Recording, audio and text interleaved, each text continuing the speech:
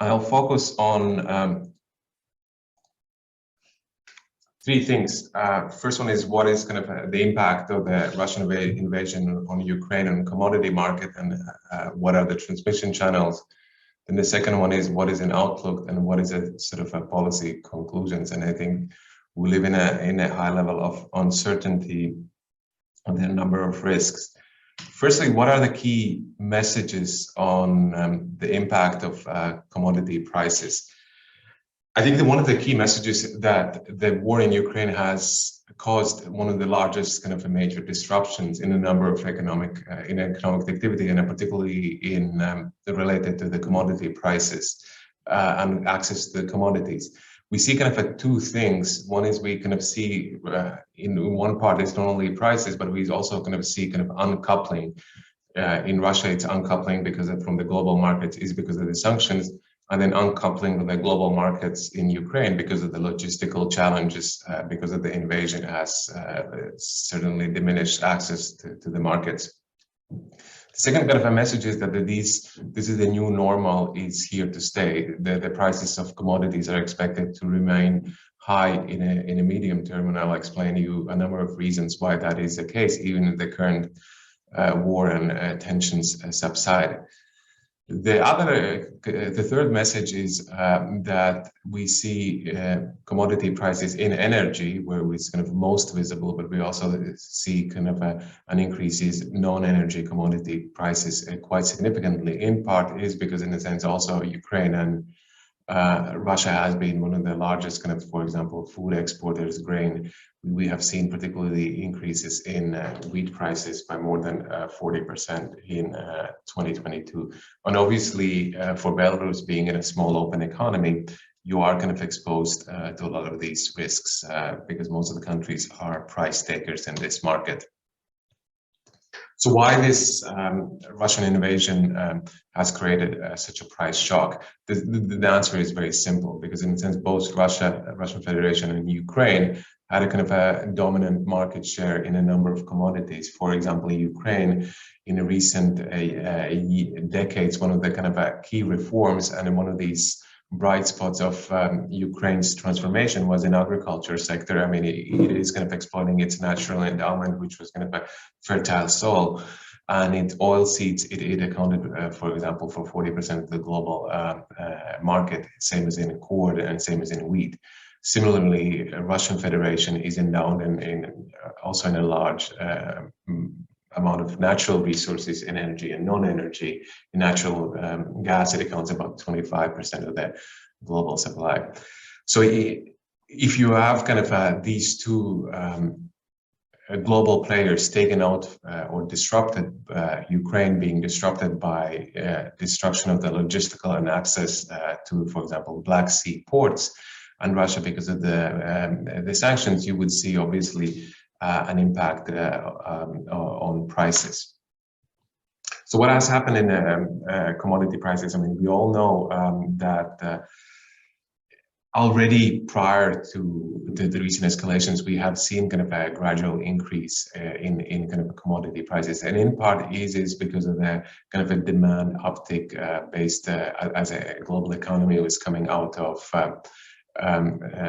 COVID-related recession, and then there was this kind of a monetary stimulus in a number of countries, and it did transmit also to an increase in commodity prices. However, and we kind of see that it was kind of had been sustained increases prior to February 2022. However, the increase post-invasion February 24th, we see kind of sustained increases in energy, agriculture, metals, and precious metal commodity prices. One of the key, most sensitive areas is obviously energy prices. And we see here, if you look at the energy price indices, we see that the shock is almost equivalent to the energy price shock, what was happening in 1974, when we had kind of a rapid seven-fold increases in energy prices. So we see kind of in energy sector, it's a broad-based increase across all fuel categories, including coal, including natural gas. hit the all-time high in March, and obviously also that has transmitted to the oil prices increases and also natural price in Europe. There's an interesting aspect that we also need to be considering. There's an increase in prices.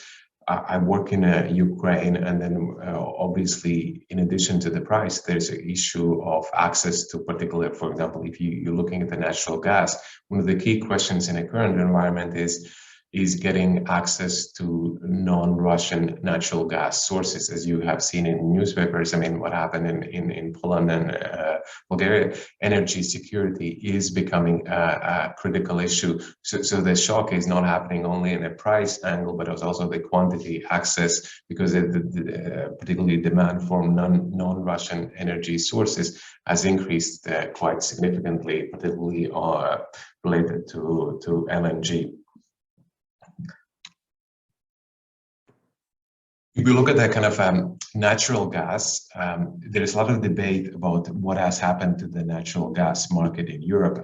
As you recall, natural gas prices have started to increase already prior to February 24th invasion.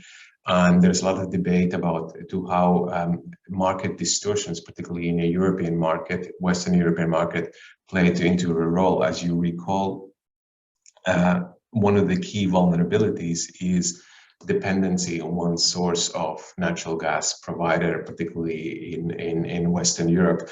And there is a lot of discussions currently about to what extent supply disruptions, which some argue might have been not market-based, have led to the elevated increases in energy prices. So we have seen, for example, in Ukraine and a number of other countries, I think also in Belarus, that even over the last year, particularly in this heating season, there was this kind of a price increases, which was often not conveyed to the consumers, and a number of governments, including Ukraine, resorted to the kind of increase in quasi-fiscal deficit, because in a sense, an increase in energy prices was not transmitted to tariffs.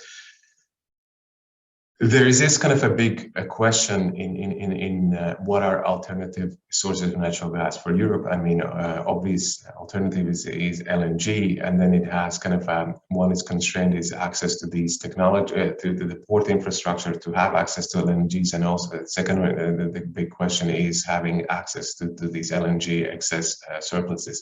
There's a number of discussions currently what could be these LNG suppliers, and particularly in Eastern Europe, one of the key issues is that there is a constraint of building these liquefied natural gas transportation facilities, which require some upfront investment, and particularly in Ukraine, the issue is that you don't have also access to Black Sea.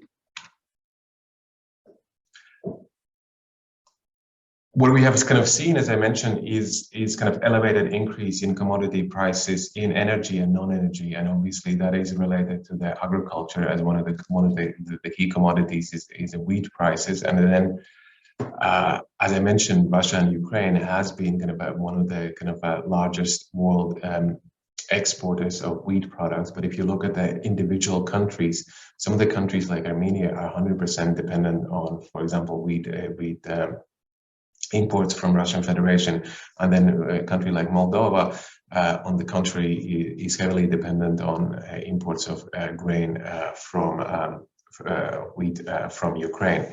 So in Ukraine, particularly, you have a kind of a major disruption, because in a sense, most of these grain, including for the last harvest season, are being transported typically through the Black Sea ports. And even before the tensions escalated to the military invasion, we see that insurance costs of transporting these commodities through the Black Sea, including access to Ukrainian ports, was starting to become prohibitively very expensive, and currently there's no access. So there's a lot of discussion about alternative sources where that source could be. One is a kind of is obviously ground transport, but then again, transport via from Ukraine via Belarus is not possible. So there are alternative methods being contemplated, including through the Poland or Rotterdam to get to the ports. But again, another constraint is railway infrastructure, because of the different gauges. As a result of that, increases in food price, agricultural commodities, we kind of see an increase in food prices, and this has a major implication for the number of countries, because in a sense, food price increases typically is one of the key drivers also in the CPI inflation. Already we had seen kind of prior to the war and invasion, and elevated food prices globally, and this is just another shock to the food prices would kind of complicate policy decisions in a number of countries, and also in Belarus. And for comparison, this is a much larger increase than we kind of observed a decade ago, just prior to the 2008, when we had kind of also global food price increases. One reason why the food prices the grain prices also going up is this linkage between, for example, an increase in natural gas prices triggers an increase in fertilizers, and an increase in fertilizers obviously increases the price of agricultural output. So what we kind of see is that very sharp increase in fertilizer prices, and that's kind of this synchronization increase in commodity prices kind of is like a self-reinforcing force, which makes things a little bit more complicated, and this is one of the reasons why it's likely to be more sustained. So what is the conditions for outlook? We live in a world where it's very difficult to have kind of a high frequency projections, because in a sense it is not clear what is the outlook on the Russian Federation activities vis-a-vis its invasion, how long it's going to take, what is going to be geographical scope, and what is kind of a normalization process. However, what we can see is that this uncoupling from the different regions, either from the sanctions and logistical disruptions, are likely to be sustained also in the medium term. We also see a number of reasons why the price increases will be sustained in the medium terms, is that we also see that lesser scope from substitution from one energy source to another one. Is we also see that in part this green transition, so-called, away from coal is also a little bit interrupted in a number of countries, because in a sense you rely on a kind of increasingly coal, because you are trying to find the cheaper source of energy. But once you do that, again, demand for coal has been increasing. And the second is some of the commodities feed into the production of other commodities, as I mentioned, the linkage between fertilizers and agricultural output. So that's also kind of is making this self-fulfilling prophecy why the commodity prices might be sustained. The third one is, the reason is there's very limited resources, what government can intervene. Again, some governments might try to lower high fuel taxes, introduce temporary taxes and subsidies, but the scope of doing that is rather limited. One of the most effective ways is to find alternative sources or increase supply, but increasing supply is becoming very difficult. As you know, for example, in oil, United States is increasing its strategic reserves or trying to find alternative sources in a global market for approaching those oil producers, for example, which were kind of have scope to increase the output. To summarize, we see kind of a little bit kind of in relative terms an increases in 2023, that energy prices would kind of decline slightly, but the key message is, if we look at the levels, it would not offset the sharp increases we did observe in energy, agriculture, and metals and minerals observed in 2022. And so the bottom line is, in absolute levels in 2020, next year, the energy and non-energy prices are expected to remain quite elevated. sharply higher. These are the latest forecasts for Brent crude oil prices. We also kind of put out our forecast. We put it in yesterday for the World Bank. It is that we see that the key message is that the oil prices will not continue to increase, but the bottom line is they will continue to be much higher than in 2021. So for those countries, it is that are oil exporter, obviously they do benefit from that. But again, you have also an impact, and when we'll talk later in a discussion about the impact on sanctions and associated disruptions. Similarly, for agriculture, it's the same message that we see an increase in sustained increase in agriculture prices, and again, it's going to be sustained increase on inflation. There's an interesting statistics from Ukraine is that even though the war is continuing, Ukraine has started its spring season in sowing, and what they are doing is that they are slowly substituting from export-oriented crops to the crops that are done for their domestic consumption. So kind of a domestic food security is also trying to be an important element in that mix. So the bottom line is, even if the kind of a war ends in a month's time, you would have these lag effects that some of these kind of access of Ukraine to re-enter the global market would be obviously delayed because of a number of the factors. And then this current season also in Ukraine is affected by ongoing war, but also affected by access to the fuel which is needed. What is the transmission channel to Belarus? Like in any country, in Belarus particularly, social stability is one of the key aspects, and usually any policymaker, any country is very sensitive to increase in food prices, because in a sense it hits the most vulnerable the most. We see that at the global level, the surge in food prices could see an increase in additional 40 million people to fall under the poverty line, and in Belarus that also means that a number of people would fall below the subsistence minimum. So what are the risks?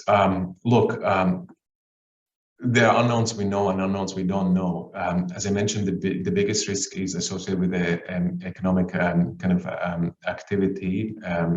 Currently, what we see that we see the sharp economic contraction in Europe, Central Asia, and Nadim is going to talk more about it.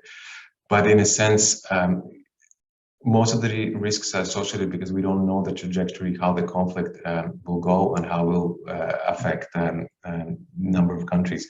And again, for Russian Federation and other countries, it's also an impact of not only prices, but as mentioned, is kind of a decoupling and trying to find alternative sources of energy. There is a lot of debate about whether this is an opportunity to switch to the much better sources of energy, more sustainable. So there's a lot of discussion about increasing role of nuclear energy, etc. So, for example, in Ukraine, it is an interesting aspect. It is that even though in a natural gas, it is kind of a net importer, it could become a net exporter, particularly to Europe in exporting electricity, because it's access to access nuclear power, and given economic activity deceleration, there's going to be less demand in Ukraine. Finally, what are kind of policy implications? I think one of these implications, inflation was already before because in a sense this commodity shock goes in, complicates already policy challenges that we had exiting from the COVID. As you all know, there is a challenge of inflation. So this increase in commodity prices adds to these challenges.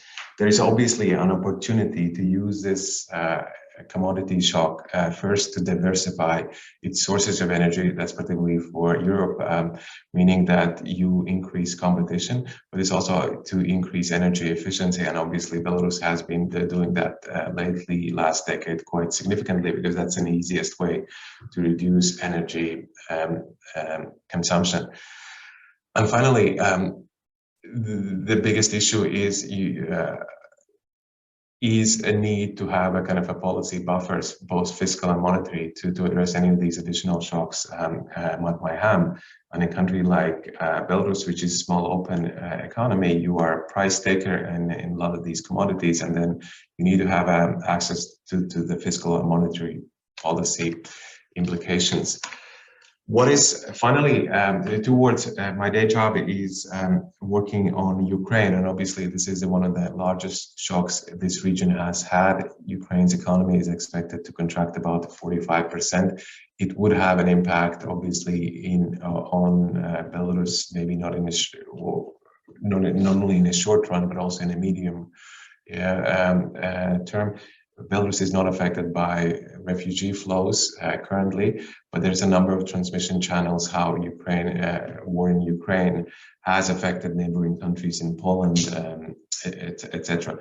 One important aspect to say is that in terms of refugees, we have seen a number of refugees, but we have also a positive element that there is consistent effort not to make a refugee camps, but to integrate Ukrainians in Poland, in other European countries. Access to education, access to jobs is open, and that has made a very significant difference. And as even before the war, remittances played an important role. They're likely to play even more important role for Ukraine. And finally, in Ukraine, one of the key challenges currently is to stabilize its financial position. Ukraine's non-military fiscal deficit monthly is estimated at least $5-6 billion per month for the next 3 months. So this is a large amount of money, and what we have seen is that Ukraine doesn't have, including like a number of other countries, well, particularly Belarus, you don't have an ability to absorb more debt. So most of this money likely will come either through the grants from abroad or monetized or kind of borrowing domestically. But again, this is one of these challenges in Ukraine, and we have seen a lot of solidarity and a lot of support, particularly from the Western countries in Ukraine. So that's all from my side. I'm happy to take questions if there are any.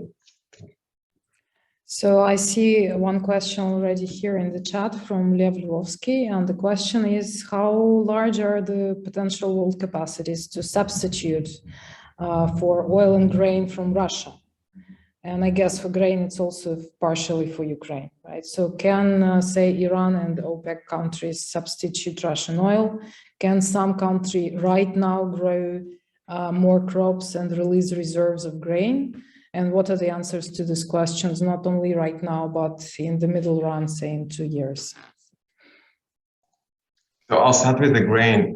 One of the challenges in the short run is Ukraine has a lot of grain which is not exported yet from the previous harvest. And one of the key challenges is to get that grain out. One option is through the rail. The second option is through the kind of trucks. Obviously, it is more expensive, but I think that's a kind of the key priority. Number two priority in terms of the policy, there was a concern, and it is still a concern, that a number of countries would impose so-called export bans on kind of commodity exports, particularly in agriculture. There was a concern during the COVID times, and there is still kind of a concern that could happen. Ukraine obviously has kind of instituted that because of the export ban, because of the because of the war. But I think in grain, there is a concern that you would have these kind of same as we have happened in 2008. Then a number of these food exporters would try to protect its supplies, and that is usually very harmful when you do these export bans, because in a sense that creates a distortion.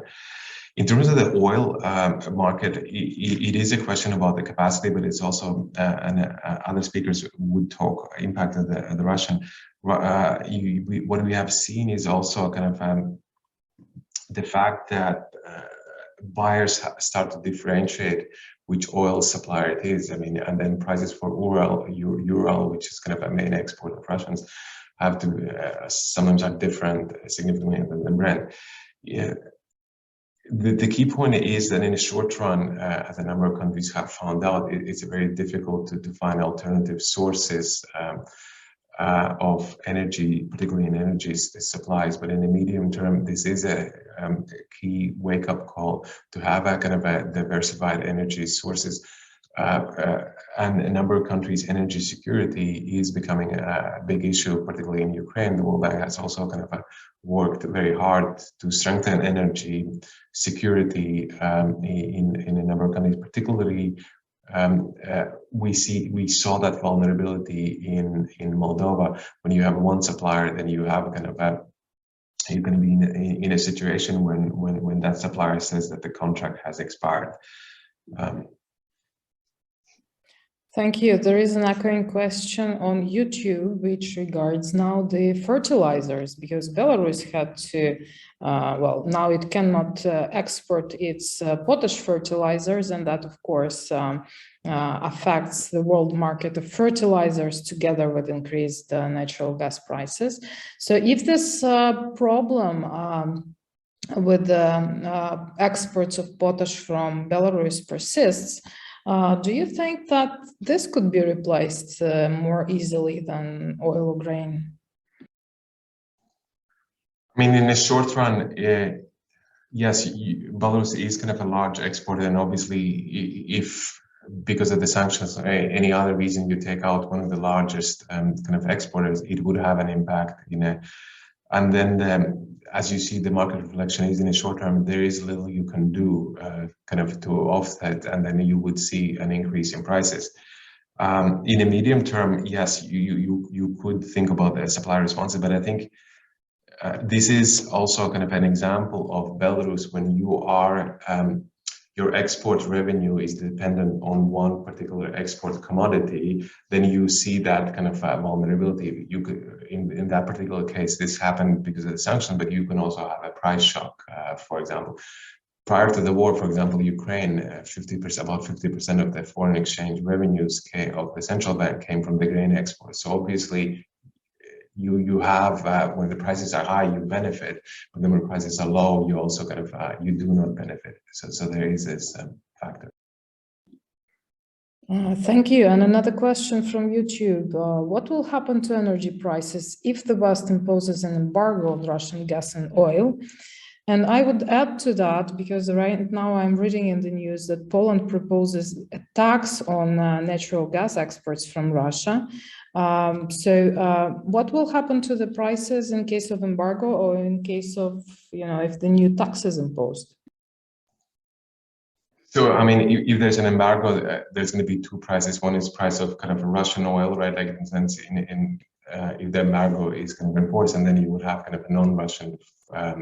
And obviously, if embargo is introduced, obviously there is a price shock, and there's a number of studies that have looked at what is an impact in for example, in Germany. So there is a short-term adjustment mechanism shock inevitably. I mean, it is a political decision, and it's difficult to comment whether that will be taken or not. Same issue about the taxes. The way I understand, there is a proposal to tax kind of exports that are coming from Russian Federation, and then use these exports to do. And again, we have no comment on that. Okay, thank you, Kарлis. I think Thanks. We are out of questions. No, we have one more question from Andrei to you. We can hardly rely on tax cut in Belarus. What fiscal policy and PFM responses can you recommend for the country to protect vulnerable groups? Yes, I mean, like one is kind of a tax cut. I think what is kind of one of the mechanisms that works for vulnerable groups in Belarus is kind of have been very good is kind of social transfers or the fiscal transfers, particularly pensions, right? Like, because in a sense these are most pro-poor, and I think what is important is that there is timely indexation, particularly of these pensions, because I think that has been shown in Belarus that is one of the key mechanisms how you can help the poor. What we also have found is that administrative fixing of the prices might not be the best mechanisms how you address the solution, because in a sense often the poor are the ones who suffer the most when the price distortions are being introduced. So evidence have shown, for example, in Belarus, that the pensions and sort of fiscal transfers are very, if they're well targeted, is the best mechanism how to address this. Okay, and the last very quick question. So there is an estimate that Germany would lose 1.5 or up to 3% of GDP if it imposes a Russian oil ban. Do you know if there are estimates of the effect of this oil ban on Russian economy? No, unfortunately, no. Okay, thank you so much.